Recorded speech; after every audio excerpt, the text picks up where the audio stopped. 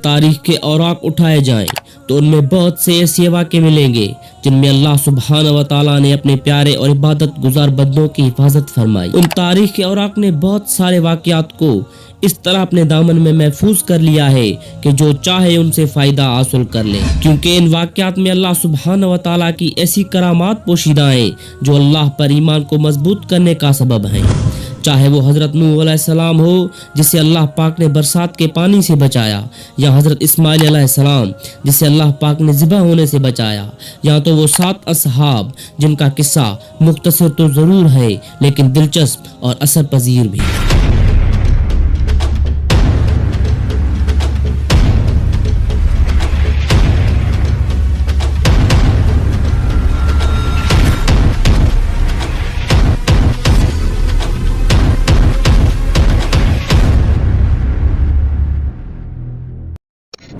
ये वो जमाना था जब हर तरफ रूमी परचम लहरा रहा था।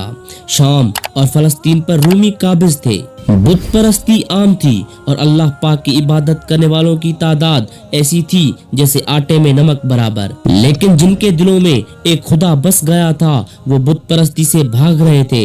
उनकी नजर में दुनिया और दुनिया की दिलकशी तर्क करने का जज्बा था। पूरी रूमी सल्तनत बुत परस्त थी और उस वक्त के बादशाह को खुदा माना जाता था। लेकिन वो 7 नौजवान जिनको तारीख अस्हाब कहफ के नाम से लिखती है, उन्होंने पूरी सल्तनत की मुखालफत की और कहा अल्लाह पाक एक है, एक था और एक रहेगा। 146 ईस्वी हजरत ईसा अलैहिस्सलाम की वफात के 100 साल बाद एक ऐसा शहर जो पीड़ा के नाम से मशहूर था और अरब उसे बतरा कहते थे, वहाँ का बादशाह दकियानोस एक इंतहाई बुत परस्त था। उसने अपने जुल्म और सितम और फौजी ताकत के बलबूते पर बहुत बड़ी सल्तनत हासिल की। कुछ अरसे बाद खुदाई का दावा करने लगा। एक दिन जब वो गुरूर और तकब्बुर से अपने तख्त पर बैठा था तो एक आदमी तेजी से दौड़ता हुआ आया और खबर दी, बादशाह सलामत, अभी खबर मिली है कि एक लश्कर तेजी से हमारी तरफ हमला करने के लिए बढ़ रहा है और सरहद पार करने वाला है। ये खबर सुनते ही दकियानोस के चेहरे पर हवाइयां उड़ने लगी और डर के मारे उसका चेहरा पीला पड़ गया। ये देखकर दरबार वाले भी ताज्जुब में पड़ गए।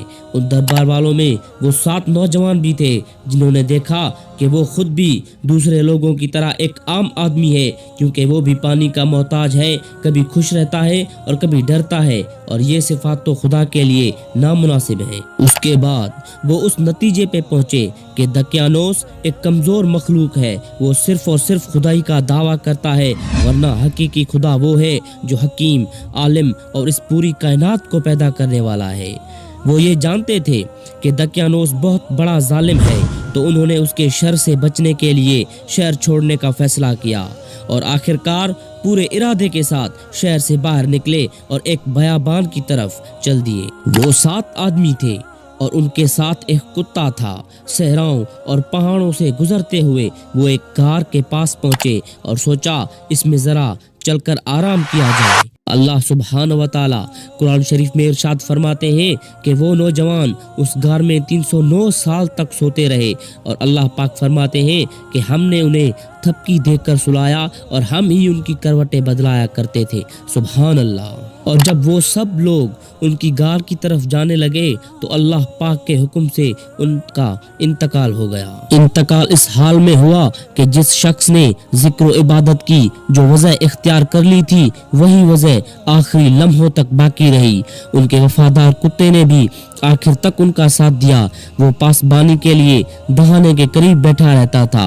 जब उसके मालिक मर गए तो उसने भी वहीं बैठे बैठे दम तोड़ दिया।